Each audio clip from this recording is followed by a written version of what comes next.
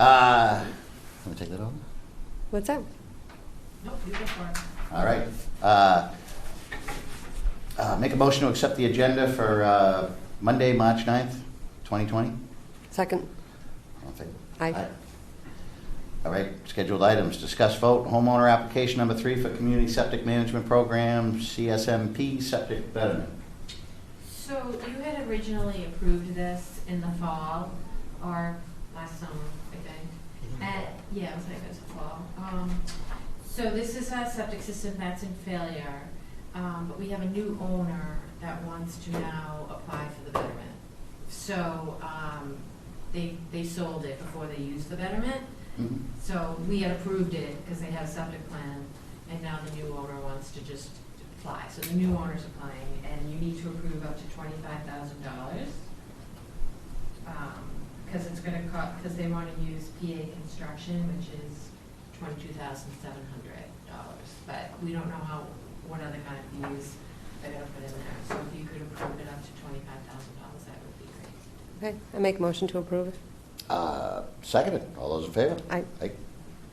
So the director's report, we have 7 new septic plans under 45-day review. We have 4 revised septic plans under 45-day review.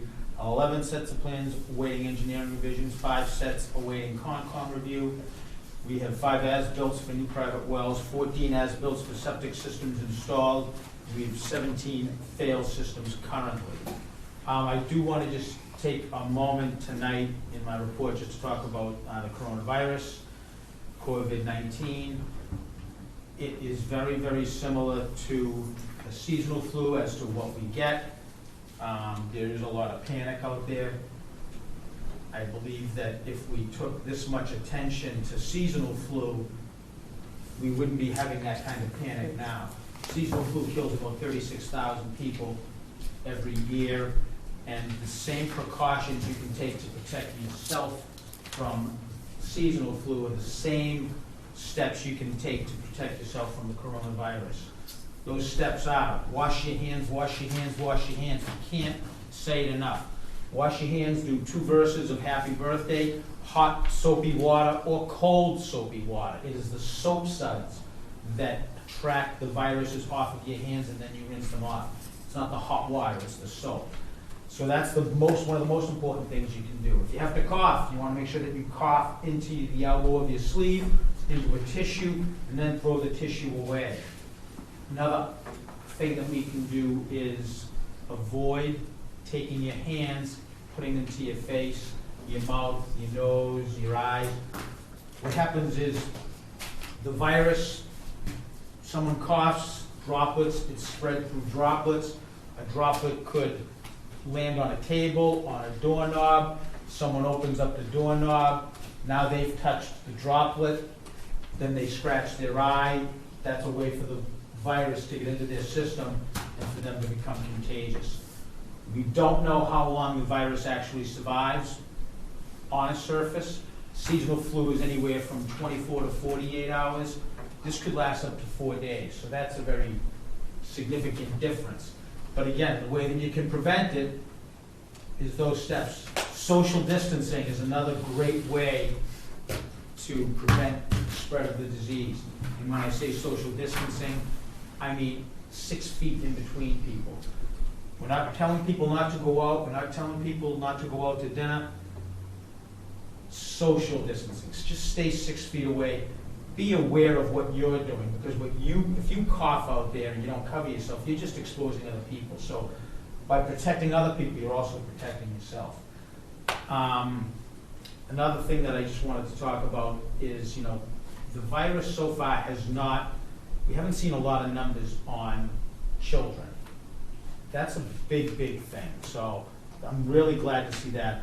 We have seen big numbers with senior citizens, people over 60, 65, and if you have any type of underlying health condition. If you have an underlying health condition, heart disease, diabetes, any lung disease, anything like that, you're going to be more susceptible. You'd be more susceptible to seasonal flu too. Again, the exact same precautions you take for seasonal flu are the exact same precautions that you're going to take for coronavirus. So I just want to make sure that people understand that. So far, we've seen a lot of different cases that have been isolated and quarantined. People that are isolated are people that are showing absolutely no signs or symptoms. All that means is that they either have come from a country that is at level 3, which is a very high incidence of coronavirus, or it's someone that has been in close proximity to someone who is already diagnosed with the coronavirus.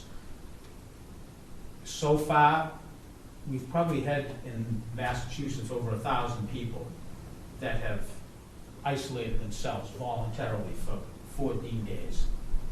Out of those 1,000 people, say, we have about 41 confirmed cases in the state.